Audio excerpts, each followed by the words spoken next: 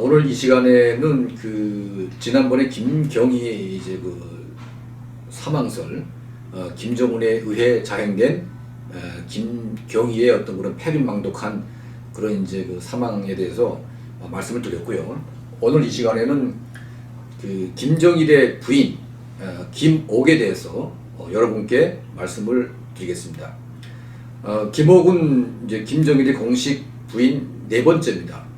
물론 이제 그 전에 고영이도 있었고 또 이제 혜림이도 있었고 여러 명의 부인이 있었지만 김정일의 수많은 여자 가운데 공식적으로 네 번째 부인이 됐습니다. 김옥은 비교적 가문이 아주 훌륭했습니다. 북한으로 말하면 훌륭한 거죠. 물론 제일교포든 성혜림이 같이 남쪽에서 올라간 그런 공산주의자의 가족이든 어쨌든 다 성분은 똑같지만 북한이 정해놓은 노예 신분제, 이 노예적인 신분제 때문에 제일교포들은 성분이 안 좋고 남쪽에서 올라온 사람들은 성분이 안 좋고 자기들의 어떤 백두혈통이라고 하는 계적보 이런 것들을 따지다 보니까 그 기준에 맞는 부인이 바로 김옥입니다. 이 김옥의 어떤 그런 아버지는 이름이 이제 김효라고 했죠. 그래서 최고인민회의 대의원도 했고 또 이제 노동당 재정경리부에서 노동당 간부로 이제 활동을 했던 그런 집안이었기 때문에 비교적 김옥이는 김씨 가문에 걸맞는 혈통의 그런 이제 부인으로 볼 수가 있습니다. 김옥이가 어떻게 이제 김정일의 부인이 됐는지는 알 수 없지만 어쨌든 이제 서기실에서 근무하다가 서기실 과장으로 이제 승진하면서 김정일과 이제 상당한 긴밀한 관계를 유지하게 됐고 또 청명함과 또 김정일이 좋아하는 그런 이제 스타일로 김정일의 마음을 얻었고 그것 때문에 이제 김정일의 네 번째 부인이 됐죠. 자, 사실 여자의 질투, 어떤 그런 이 왕중의 어떤 여러 가지 비참한 비극들은 다 질투나 그런 이제 그런 지도자의 어떤 선택 과정에서 비극이 발생하게 되는데, 자, 고영이는 제일교포로서 사실은 이제 김정일이 일방적으로 사랑해서 택해서 유일하게 김정일의 러브 스토리가 등장하는 여인입니다. 그래서 3명의 아이를 낳았죠. 김여정이, 김정은이 물론이고 또 김정철까지 3명의 아이를 낳다 보니까 비교적 김정일이 가장 오랜 기간 동안 부부 생활을 해왔고 또 사랑했던 그런 이제 여인으로 볼 수가 있습니다. 그런데 그런 고영이도 김정일이 평생 자기만 좋아할 줄 알았는데 결과적으로 이제 지나가는 어떤 그런 바람이 아니라 완전히 자기 부인처럼 생각하는 그런 여인을 김정일이 선택을 하게 됩니다. 그 여자가 바로 김옥이죠. 자, 이 김옥 때문에 고영이가 상당한 스트레스를 받아왔다는 말이 있습니다.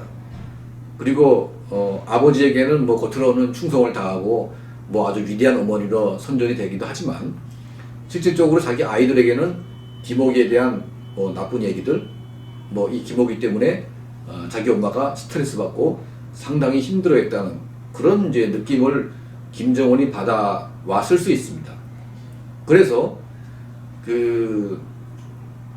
김정일이 사망하자마자 가장 위태로웠던 사람이 바로 김옥입니다. 이 김옥이가 성격이 약간 좀 까탈스러운 측면이 있고 또 원리 원칙을 좋아하는 그런 게 있어서 고영이한테도 상당히 좀 부드럽게 대하지 못하고 약간 좀 일적인 그런 형식으로 이제 하다 보니까 이 고영이도 상당히 김옥에 대해서 안 좋게 생각을 했고 이 김옥이 때문에 받은 스트레스로 결과적으로 2004년도에 유방암으로 이제 고영이가 죽었다. 자, 이런 것들이 아니라면 사실 김정은이 자기 아버지의 부인에 대해서 이렇게 막대할 수는 없는 거죠. 근데 결과적으로 이제 김정은이 권력을 잡으면서 2011년도 2월 달에 김옥의 오빠 김균이라고 있었는데 이 김균이 김일성 종합대학 대리총장을 했는데 사실은 총장으로 간다고 했습니다. 근데 총장으로 가지 못하고 바로 이제 물러나게 됐고 또 아버지 김효는 재정경리부의 고위 간부로 있었고 최고인민회의 대의원 선거에서 계속 대의원으로 나왔었는데 이 대의원 명단에서 빠지게 됐습니다. 근데 결정적으로 이 김옥이도 아버지가 죽을 때 절대로 가족을 죽이지 말라고 유언을 남기기 때문에 설마 이 김정은이가 자기까지 뭐 어떻게 할 것이냐 그렇게 생각을 했던 것 같아요. 그래서 이제 김옥의 오빠 김균이 상당히 좀 오만하게 행동했던 그런 측면들이 있다고 하는데, 그것은 이제 그 김옥의 오빠를 죽이기 위한 북한 정권의 어떤 그런 만들어낸 말일 수도 있습니다. 어쨌든 이제 그 김옥의 오빠가 어떤 뭐 사건에 연루돼 가지고 걸렸는데, 국가안전보위부 요원들이 김옥의 오빠를 잡아가다 보니까 내가 누군지를 아냐, 이 말이 김정은에게 보고가 됐고, 김정은이 대노를 하면서 이까지 이게 뭔데 내가 누군데 해가지고 김옥이의 오빠를 강건 군관학교에서 잔인하게 공개 총살을 했습니다. 저 오빠를 총살해버리니까 김옥이가 어떻게 되겠습니까? 정말 이거는 뭐 이성을 잃게 되죠. 응? 그래서 그 오빠를 총살하고 난 다음에 김옥이도 처형장으로 간다는 말이 있었는데, 지금 김옥에 대해서는 처형장에 갔다는 말이 있고 수용소에 갔다는 말이 있는데, 저희가 종합적으로 분석을 해보니까, 종합적으로 정보를 취득해서 분석을 해보니까 김옥을 포함한 그 아버지, 어머니, 온 가족이 북한의 여독 정치범 수용소에 끌려갔다. 이게 최종적인 판단인 것 같습니다. 그 과정에 김옥이는 잔인하게 죽였다는 말도 있습니다. 어쨌든 김정일의 마지막 부인 김옥이는 그 아들에 의해서 잔혹하게 오빠가 죽고 온 가족이 수용소에 끌려가서 비참하게 지금 상황에 놓이게 됐습니다. 자, 과거에 우리 왕조 시대 때 나라가 망하게 된 여러 가지 요인이 있었고 또 정권이 바뀌었던 시절이 있는데, 그건 딱 한 가지입니다. 그 후계자가 된 사람이 패륜 행위를 했을 때 그 사회는 용납하지 않습니다. 그 첫 번째 사례가 최씨 무신 정권 때,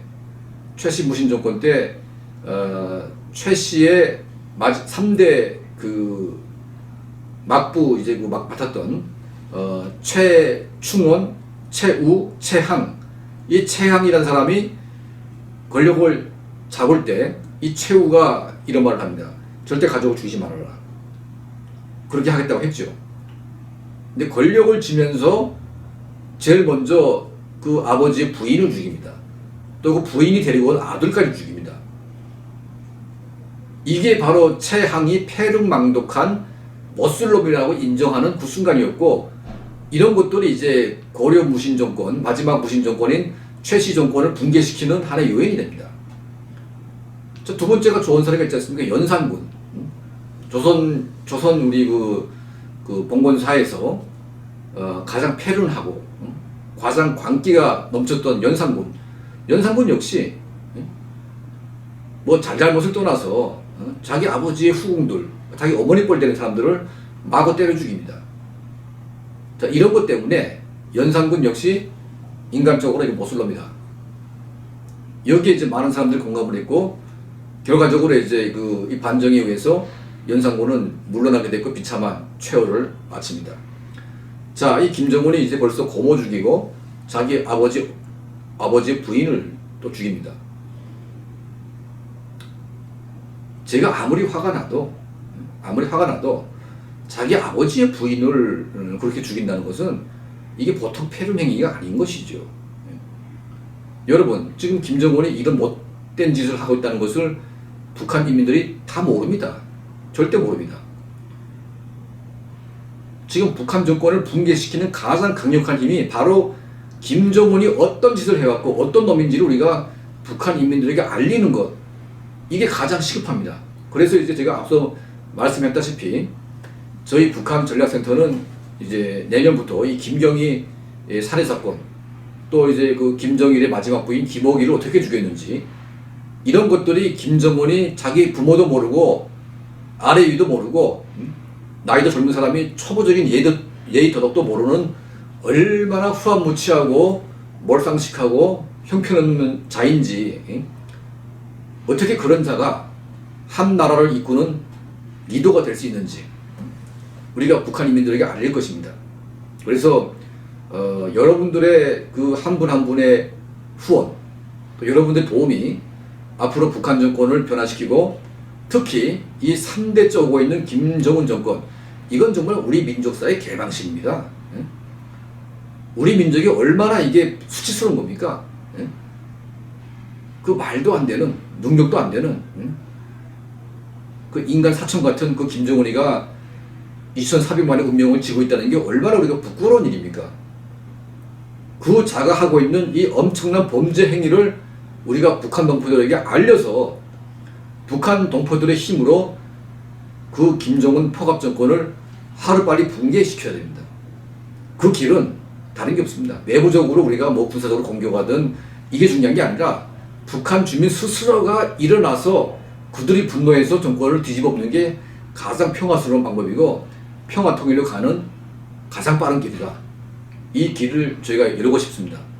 여러분들의 많은 격려와 또 도움을 주었으면 좋겠습니다. 감사합니다.